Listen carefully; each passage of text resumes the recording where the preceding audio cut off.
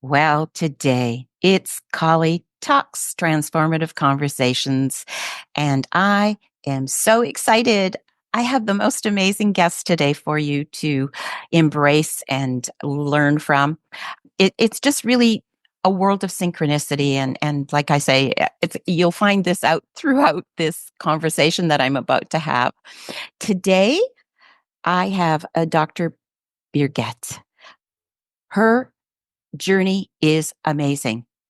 First life career was at the University of Munich, where she studied veterinary medicine and complemented her career with a PhD and habilitation, working for 17 years in the Institute of Physiology and Immunology, sorry.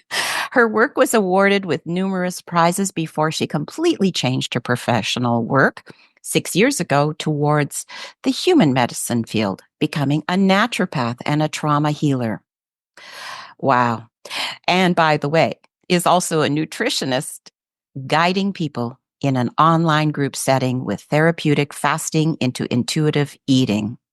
Her personal story accounted a lot to the discovery of her calling and purpose. And this is why. Giving birth to triplets, oh my goodness, in 2010, in addition to her first child 2 years earlier, activated the connection to her motherly powers and enabled her to realize that this rational job as a scientist and the unemotional, once 20 years relationship to the father of the children is not the life she wants to live. To finally stand for herself and protect her children from emotional abuse, she separated and started her journey exploring the human psyche by learning all kinds of different healing techniques, NLP, systemic constellations, hypnotherapy, shamanic healing. Combined with her scientific origin and analytical thinking, she merged these and added new approaches into a new trauma healing method, which addresses personal, transgenerational, collective, and past life trauma in a one-day session. Birgit is co-author of the book, The Cosmic Lens, where she introduced that method as a core resource for a fast and sustainable way of releasing personal, transgenerational, and collective trauma. This is so necessary for handling the uncertainty with grace and co-creating a livable 21st century. Welcome, Brigitte. I am so thrilled and honored to have you here today with me and now with my audience, who now is your audience. So welcome. Thank you for joining us. Thank you, Colli. What a story, isn't it? It And is. I tell you one secret just at the very beginning. It's just a story at the end. Wow. That's the secret behind. It's just a story. It's not my life. My life Right? is in the moment. Wow. I love it. Well, it is quite the story.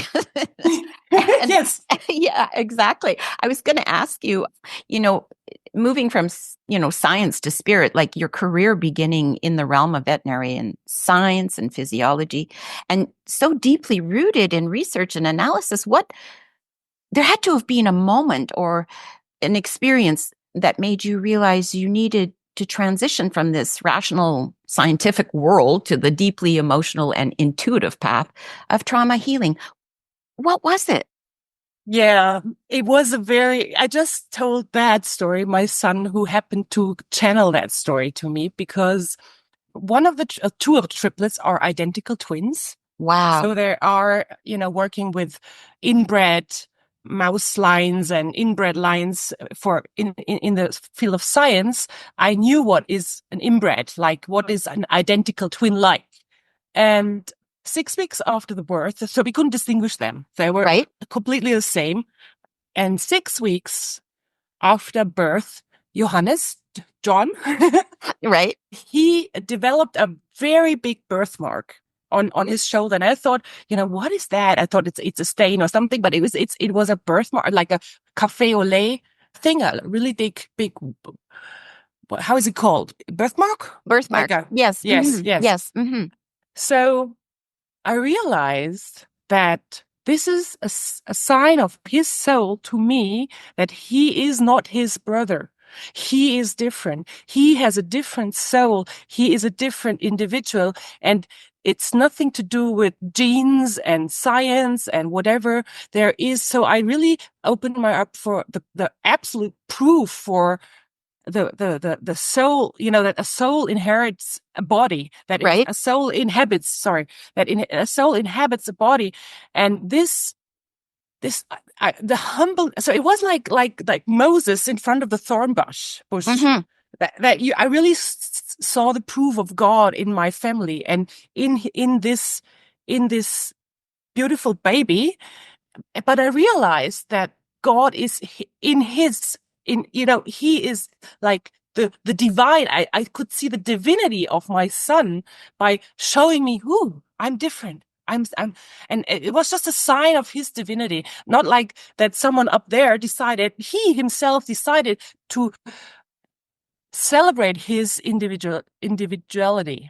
Right? And that was one big thing out of the science world, and one big thing into the spiritual world, and one big thing into the deep knowledge that we are all divine in our inner self. So this is my religion, my universal religion, that Mm-hmm. we all it, that that this God we all think is out there, a man in, with a white beard and all that kind of, it helps. I was raised Catholic, which helped me a lot in the trust process, Right. in the you're not alone process, but at the end, by really feeling that we have all this divine soul in us, in ourselves. We just covered it in a lot of dirt and walls and whatever, that Mm-hmm. this kind of divinity need to be explored and extracted. Right. And if we do that, we are these godlike humans with the tolerance, the humbleness, the love. A real God is like, not with a punish. The real God is not punishing. The real God is not a righteous God. Right. So that was my kind of deep interest in helping people revealing that beautiful soul we are So and really being connected with it. yeah, it's almost like, sculpturing, right? And chipping away you know, at The core. the core. Yeah. Yeah, To get to the absolutely. core. To get to the core. Yeah, I Yeah. absolutely agree 100% because when I used to teach, especially young people, athletes especially, you know, in their trainings, because they're working so much on the physical body to, make it stronger, faster, whatever. I especially the younger boys that I worked with, I would say to them, I would ask them what kind of car they would like to have, and when they made it to whatever top of their sport, right? And of course, they always wanted the hot cars, the Lamborghinis or the Porsches or whatever. So I would use the metaphor about their body being a vehicle, and that their soul, rides in this vehicle. And so, what are you going to put in it? Because whatever we consume is reflected on the outside, whether it's our thoughts or our food or whatever, right? So, and As simple as it is, yes. as simple as it is, right? And so, I totally agree with you. And I love that because, yeah, I mean, we need more than what we've been given through various means, right? And that more is, wow, we are so, like, to be here, to live this life and to actually experience the opportunity of chiseling away and finding that soul, you know, and listening to it. Right? I try to say, when people are working with me, that Mm-hmm. I'm reminding them of what they forgot, what is hidden, and it's just a reminding process Yeah, it's so of the beautiful. love Right. and the good thing. There is a wonderful book of Rutger Bregman. I don't know if you know that. It's, oh my God, what's the German title is Im Grunde gut. Okay. He's a I need to look it up. Okay. The I will do it. Okay. I'll Okay. just continue on. Yeah. Okay. Because I really recommend that. To sum the book up, it says that mankind is good from the basis that Mhm. we are all originally good, and that only the media and the hierarchy and all that kind of system based thing is kind of telling us that we are bad, that we are wanting to rob each other, that we are wanting to kill each other. But it's not. The science behind it says that in crises we are always helping together. And Absolutely. he has a very scientific point of explaining that by research on World War II, when in London, they wanted to uh, get the mind. Yeah. It's difficult to tell the story in English. Anyhow, so the basis was that human mankind is good on and that is what I really think, that the soul is good, that the soul is just experiences, and then it connects to research again, that the experiences are challenging and altering our outcome. Hmm.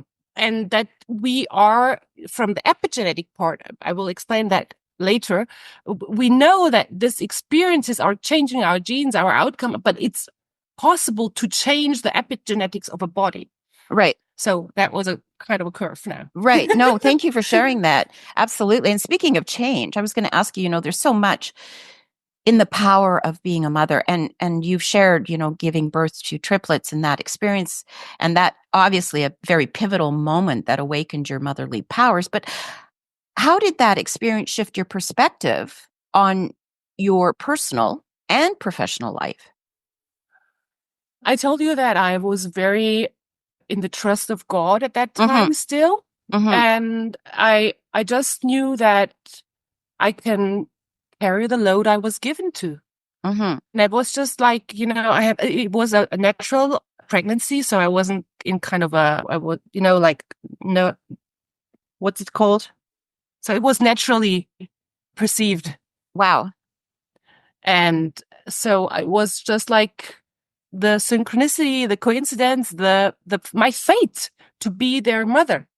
Wow.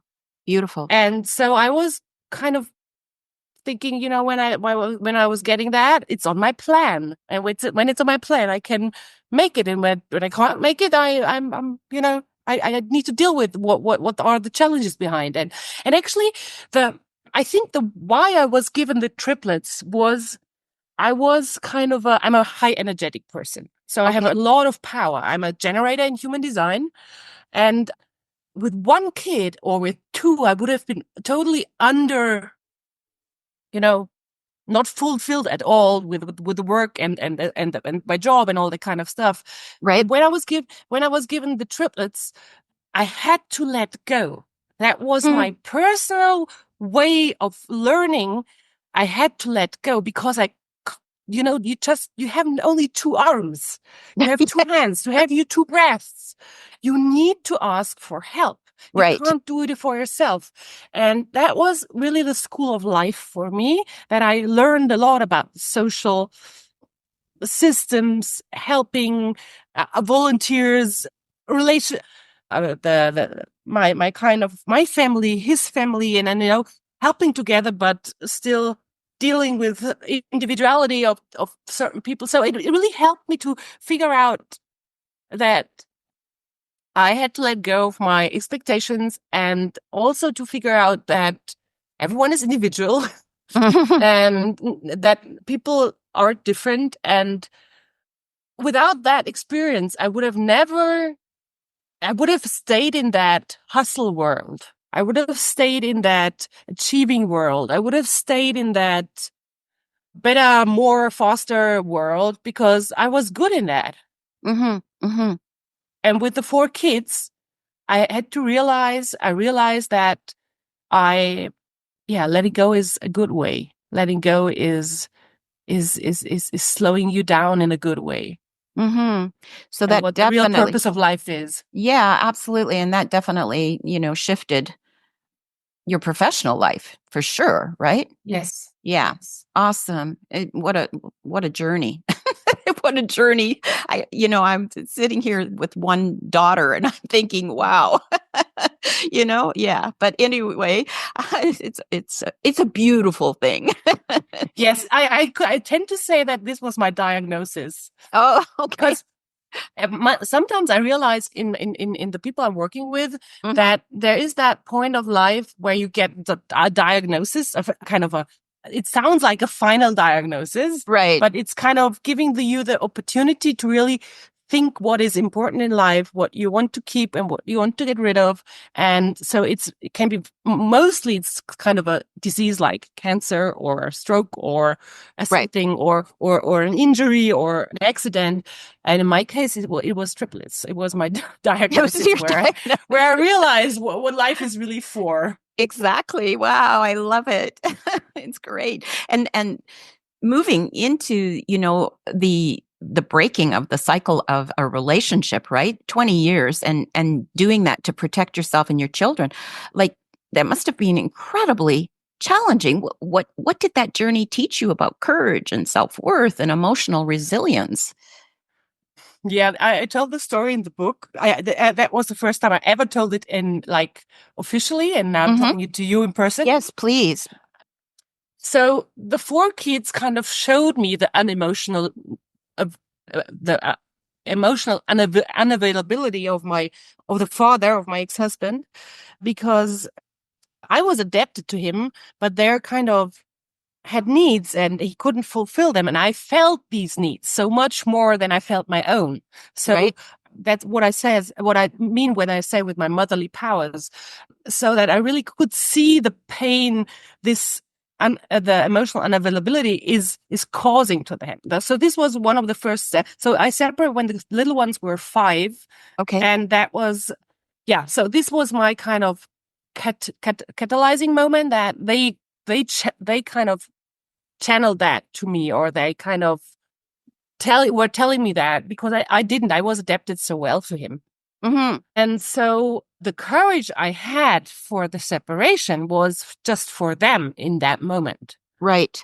Because we had a mediator because I wanted him to be also, he was a great guy, we never argued, we never fighted, he's really, in his way, possible, he's a very good father. And I would have never said anything, but he was just not the right guy for me. And with him in the relationship, I couldn't live my purpose. I couldn't live my powers because he was kind of I tend to say blue god from the integrals kind of view. Like he Okay. was my system. He was my, spiral dynamics blue. He was like the rules and I felt safe and all the kind of what blue means for integral people. Hmm. And so I kind of adored him for everything he was, like diplomatic and all the kind of not chaotic, not like me. Right. Right. And so at the end, I needed to get out of that belief system that he is higher than me, that he is better than me, that he is more than me, that he's just, yeah. As I said, the kids were the catalyzing moment. And when I got myself out of that by telling him, that I feel like in a cage and I feel his unemotional, what's the word? Unemotionality? Availability. Hmm. Yeah. Unemotional unavailability. Okay. So the courage behind was the kids, the momentum which what was created, that I was connected with my true inner self, so my true inner power, and now the story is kind of funny when you see it 10 years later. Hmm. Um, that brought me to the psychiatric clinic because I was so kind of enlightened and just plugged out of my former life that I started, that they started thinking that I'm got maniac. Oh, Because I was changing so much out of this container out of this cage, that oh, I right. freed myself from that without any real reason, telling a mediator and my ex-husband, I'm separating you because you are emotional unavailable, you Hmm. know. many people are emotional, but in my case, it kind of restricted my emotions, and I got the most rational me I was, which which would have been the hell for all of our kids, because we would have been both very rational, you Right. know? Right. Yes. And so at that point, I was freeing myself, and I really got like a powerful, I could argue with him. I could stand his questions. I didn't, I could go through the process of a separation without having a person who is always winning any argues, because he has like the rational way of seeing it. And I could just not fight. It was like I found the right words. Hmm. I was just channeling the words he was perceiving then, right, that I really do that step. And me being so different from suddenly knowing how to use words, suddenly how to argue with him, was kind of the least version of me, the unusual versions of me. And that kind of made him thinking, what happened to me? Right. Right. And so they decided that I maniac and got me into the clinics and that's a good thing. I realized that was the kickoff of my psychotherapy work. There I realized how good am I emotionally connecting with other people, with patients, with friends, so my kind of feeling mechanism, my kind of connecting mechanism was activated at that point. So Okay. now today I know that I'm a HSP, as a high sensitive person, Right. and that I use that in my work, and I use it everywhere. But at that time I didn't know. And Hmm. that was a very important step towards my work and towards the interest in the human psyche, because before that I was protecting myself in a lab. Right. I was protecting myself in a lab. I wasn't working with patients. I wasn't working with outer world. I was in a lab. I was a Right. lab rat. And Right. so, but I was a lab rat because I was protecting myself from all the different as a HSP person, you need to protect yourself. That was my unconscious way to do that. Right. And being in my power, connected to my higher self at that point of separation, getting into the clinics, talking to people who really saw me, Hmm. not the medical doctors there, but the patients there. Right. I was kind of, ooh, what's going on? And Fascinating. then I realized I need to work in that field. I'm good. Wow. I'm brilliant in that. Hmm. Hmm. Yeah. It's wow. I love it. I really do. Because I was going to ask you, exactly the next with regards to that scientific background influence, right? And how did it influence the development of your trauma healing method? I mean, was it difficult to merge the rational and analytical with the deeply intuitive and emotional? No, at the end, it's just like it's like a puzzle. It's like a puzzle. You have like some pieces Hmm. which you already know, which you learned, which you got trained in, and and the rest is, like human design was Right. developed. Hmm. The rest is just channeling. Right. You kind of put the pieces together, put a little glue from your own source, and then it's the horika. Y- It's the aha momentum where you realize, yeah, it's working. And then I refined it like for over mhm. years now, because I started working with it 4 years ago. Okay. And then I realized, okay, we need to take the mind into account. It built the story. It was building the story. And Right. when we don't take the mind into account who was building the story, it's difficult to let go. So I introduced like the part of the emotional CV, for example. Okay. Because in principle, shamanic healing says, put your stuff in a box, burn it, and then it's away. Right. But your mind constructed the story of a lifetime. Right. It does. And when you don't get your mind on track with what I do, it's not helping. You need to get it into yeah, into on track. Be, Right. be your be your companion on that journey. And that's the you ask me what the rational part is in it. I tend to say I constructed this method because I was trying or managing to construct a method which is working with rational people Okay. and Right. not with esoteric or people who are already in the spiritual world. Right. That was because I knew from my first life that for these people it's difficult to really believe in that. I was homeopathy, for example. I didn't believe in that before experience that really helped me, but because rational orange people need to have proven science, Yes, they do. Right. and so I combined both fields, the rational and the emotional one, by providing a method which is accessible for both kind of people. Mm-hmm. Mm-hmm. Yeah. And that is how I would think, I'm not going to presuppose here, but your approach, I mean, it addresses the personal, transgenerational, collective, and even past life, right? And Yes. so how can you explain how you guide people through such a profound transformation in such a short time frame?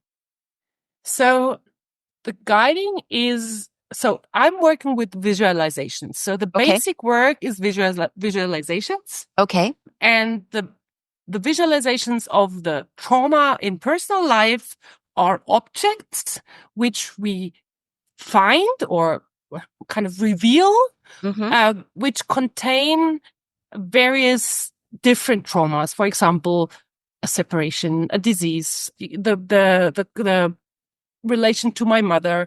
So kind of different parts Right. of my Okay. life, different patterns which belong together. So as I said, we start with an emotional CV, with an emotional resume, where the major emotional down points are noted.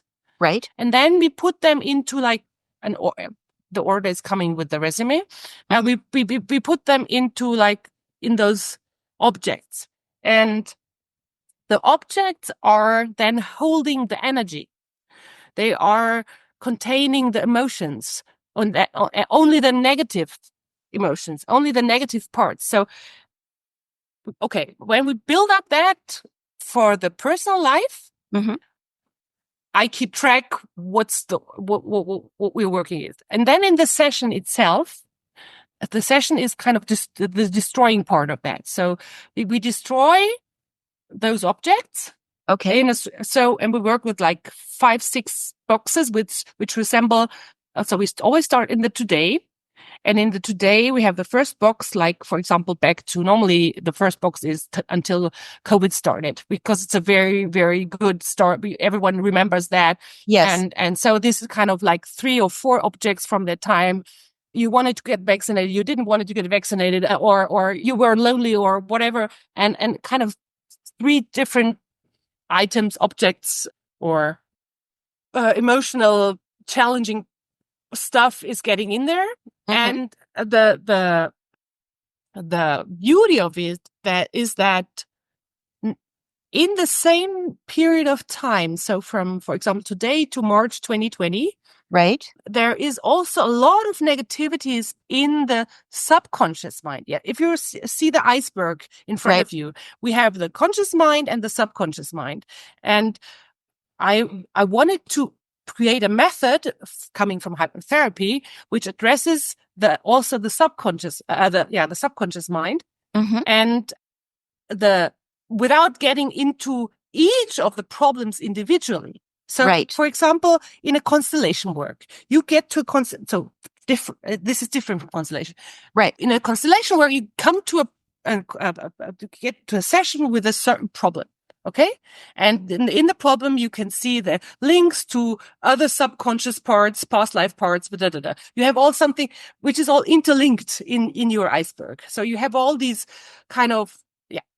And I realized I don't want to work problem-based. I want to make solution-based. Okay. So that's why I want to address the whole iceberg with all Right. the negativities in the in the conscious and the subconscious mind. So in the upper and the lower part, I want to address all the negativities, because when we get rid of all the negativities, life is just a game again. Life is just a Mm-hmm. journey again, because we are not dragged down to any bad moments, decisions, or whatever. So that's what this CV resembles the negative things in the conscious part, because we Okay. know them. We can write them down. Okay. Right. But now, as I said, we have like objects which are uh, standing for certain emotional experiences. But how do we get the lower part of the iceberg? The lower part of the iceberg, there is, so in each of those boxes, which are one after the other without a second gap, there is no gap in between. Okay. There's, so we really work with the timeline, and each of those boxes are filled with those objects representative for the time of, where that happened. And in each of those boxes, there is one object which is helping the subconscious mind, the lower part of the iceberg, to get rid of the negativities. So which is wood wool. Wood wool is an organic material. Mm-hmm. And the magic sentence behind that, and you know about magic sentences because you do Right. constellation work. The Right. magic sentence behind that is everything we forgot, everything the subconscious mind only knows, everything which is in any other part important to get rid of, to let go, is now attaching to that wood wool. So it's kind of like electrons flow, Mm-hmm. and your subconscious mind kind of celebrates at that moment, because finally there is a tool, there is an object which can bind those negative things. And so Right. by putting that wood wool at the end of packing the box with all the other objects, which we figured out during the CV, the subconscious part is also clean for that period, for that box. Fantastic. Fabulous.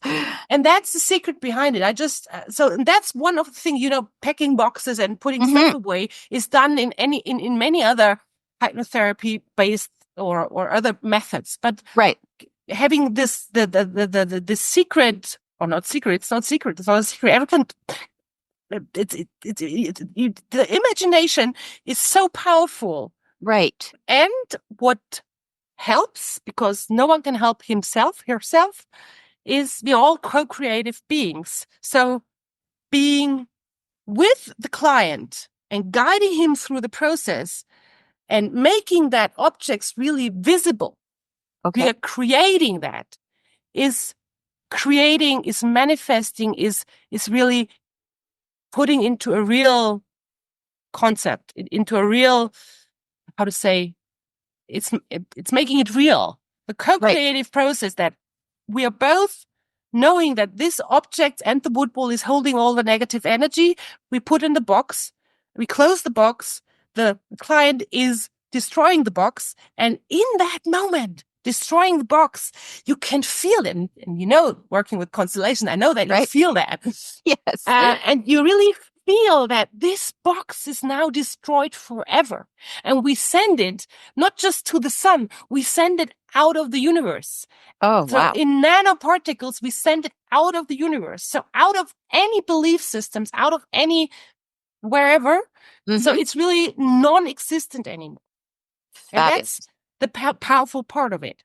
Oh, my So, goodness. Yeah. and this is the personal. So this was a very detailed explanation how one of those boxes are built. So we pack like 5 boxes for a lifetime sometimes. Right. It's 10 years in one, or 10, 15. The more you pack, the more you destroy, the kind of more you are used to, and you're a Mm-hmm. professional destroyer at the end.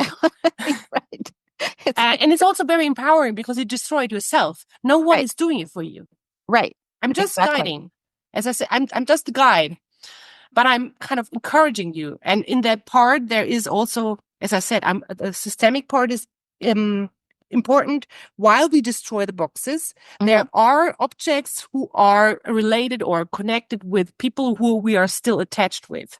So Right. with the constellation part in there is also important while we're working with boxes, because there are objects with our, for example, have to do with the grief or with the rage to my mother. Hmm. Hmm. And the baseline for working with that is putting forgiveness work into that. So I tell my clients a lot about drama triangles and attachments and unhealthy and does guilt exist? What is love doing with me? So like really, while we are explaining or while we are figuring out which objects, I'm also kind of having a coaching around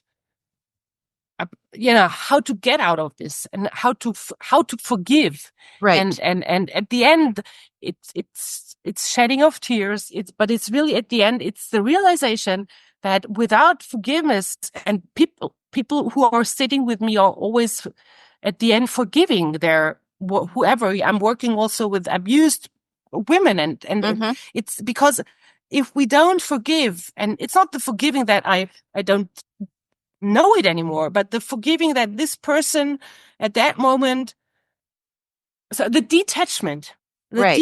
so when we don't forgive people, we cannot detach from them. So Right. their energy is always with us. Right. The And that's entanglement.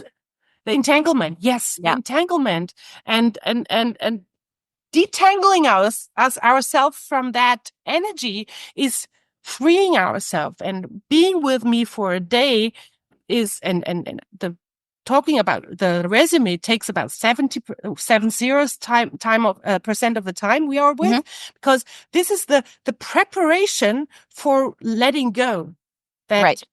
that you realize that this is unhealthy, that I can do that, then I'm empowered. And it's a really wonderful setting of storytelling and making people willing to let go. Exactly. That word, the willingness, right? Yes. Yeah. Absolutely. Beautiful. Wow. Thank you so much for that. That was the personal trauma. And the objects for past life trauma is even more simple. Hmm. I need to tell you that, just Okay. Sure. because I realized I've been in past life reconnection sessions myself, and I realized that the stories of former generations or former past lives are even more complicated than our own to get that all done, Right. Yeah. you know, Sure. to, to, Yeah. to, to work, to work that all up. And so at the end, I was working with a marble race visualization. So try to imagine that your soul is a marble Hmm. which falls into your heart Okay. and has a backpack. Okay. The backpack is from your original family, from your past life experiences. It starts in your life, week 6 or 7, in your mom's belly with a backpack. And you Mm. carry that backpack all around with you until and forever, it feels. And by visualizing that marble being pushed upwards in that marble race, upwards to the funnel, Okay. and getting rid of all the stuff which is kind of, how to say, glued to that or backpacked on that marble. You can get rid of that, because at the end, it's just a story. Hmm. Absolutely. That you've been carrying around. Yes. Yeah. And when you realize that you are the powerful soul deciding that you can really let go that backpack, with the you save like hundreds of hours of constellation sessions, because And you other don't go like therapies, in right? every Yeah. wormhole. Yeah. Absolutely. I was going to say, with regards to the past life and trauma, because not everybody embraces the concept of past life, right? Trauma. So, how do Yes. you specifically help clients and skeptics understand its the relevance to their current challenges? How do you? how do you help people, especially the ones that are so skeptical? Sorry. That's okay. Last sentence again, please.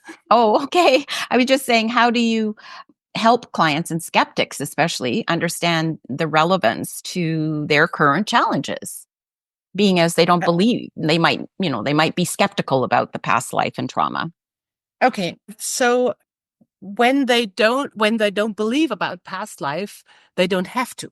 Right. It's not that they need to believe in that, because as I said in the beginning, this method was specially constructed for rational people who are not maybe also believing into soul. That I was getting up and getting my Newton pendulum. So a Newton pendulum, Right. which is like this 5 balls which are on strings. Mm-hmm. And for those people, I tell, let's just pretend that our soul is a ball who activates the heart, like in a Newton pendulum. So the soul is coming in, Right. the starting ball, and is kicking off the process of our heartbeat. So this concept that we have the start of life with a ball, an impulse, an electric impulse, which for non-spiritual people can be anything, Right. which we don't have to know, but we just imagine that it's a ball.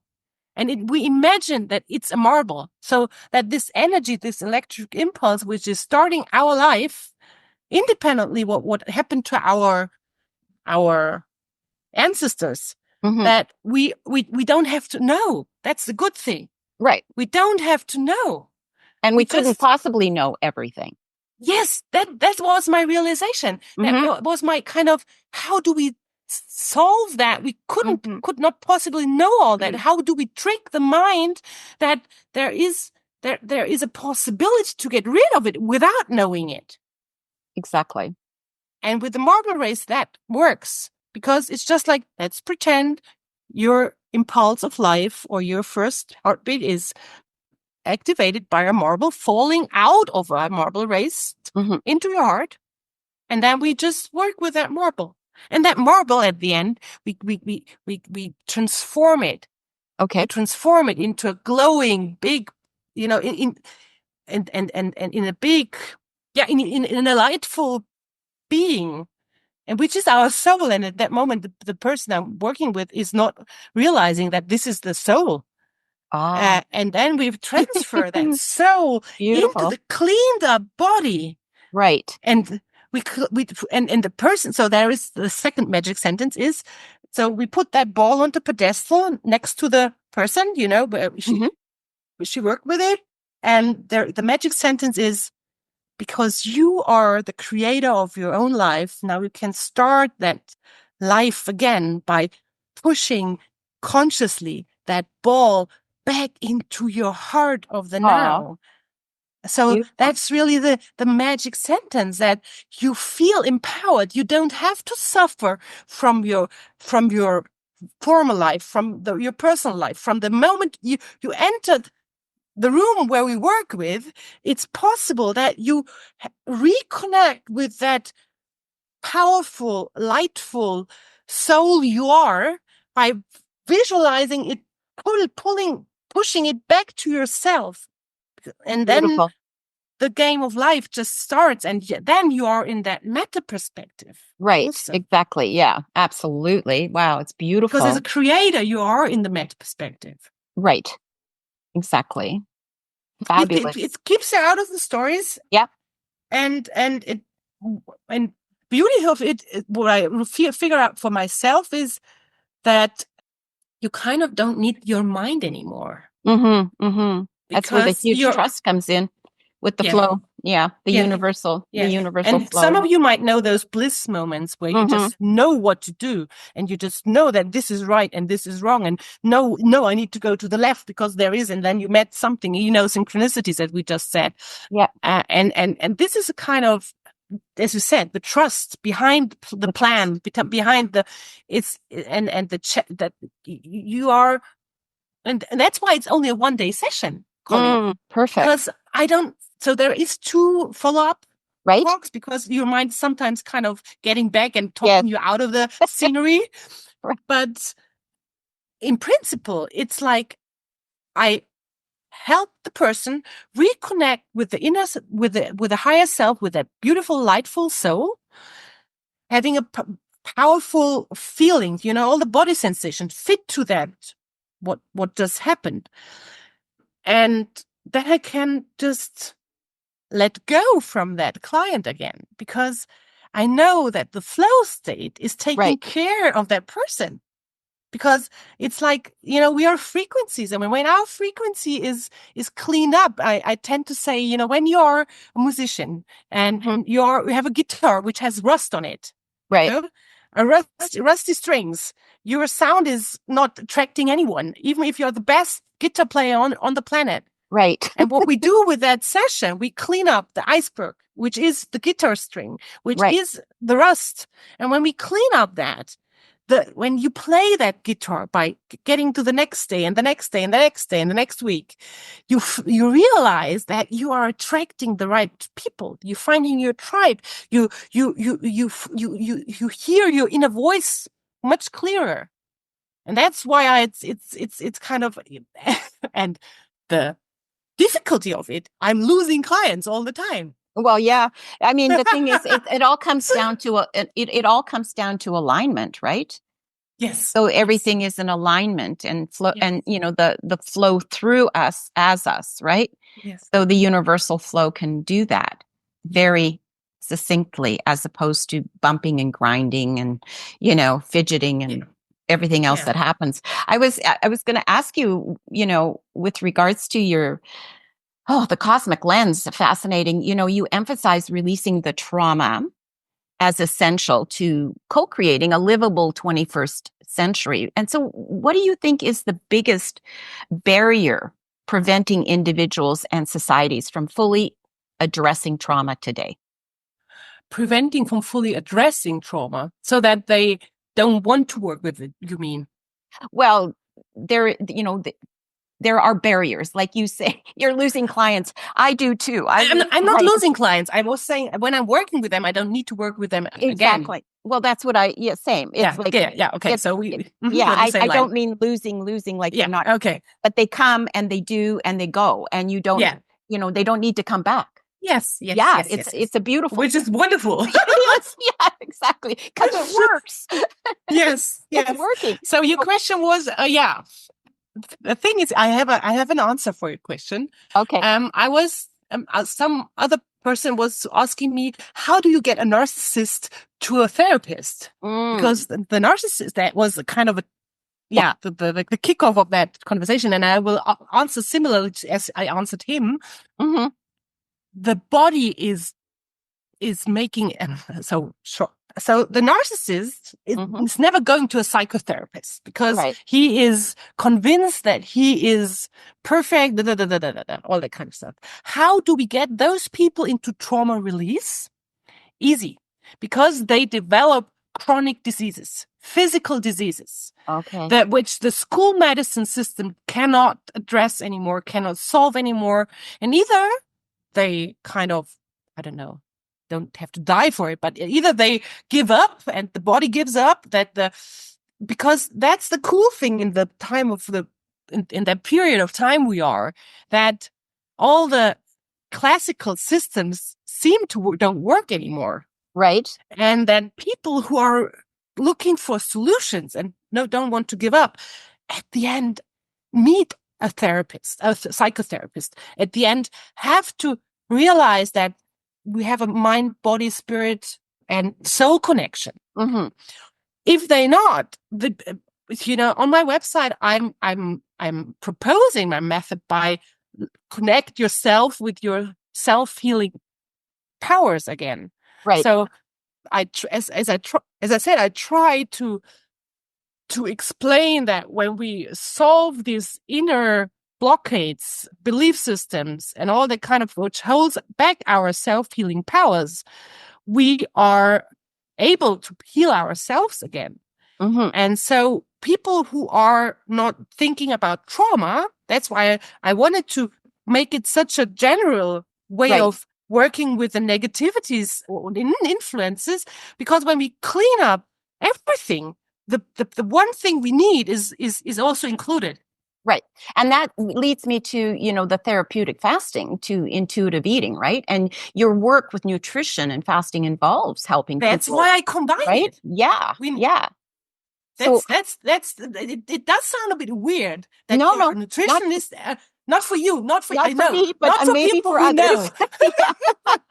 Like, it sounds a bit weird. Why does she do fasting and trauma healing? But it really Mm-hmm. fits together. It's a letting go on a mind and physical basis. Right. You need to let go the past, and the past is stored in the body. And you can do somatic experience and you can do embodiment. It all helps, but there is no faster way than fasting, for example, to get rid of all those. The garbage. Yeah, the garbage.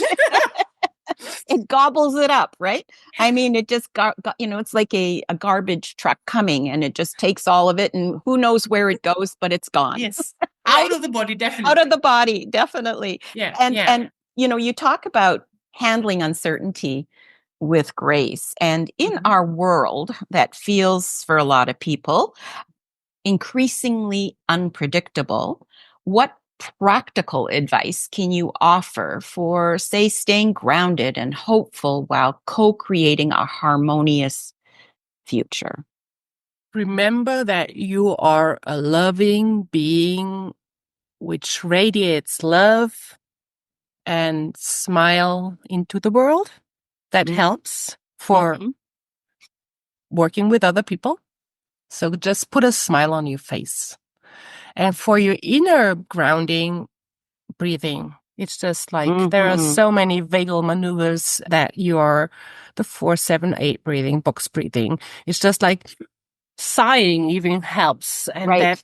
that you have this moment of pause where you can decide between action and reaction, and that you can start thinking, if you will, if you want.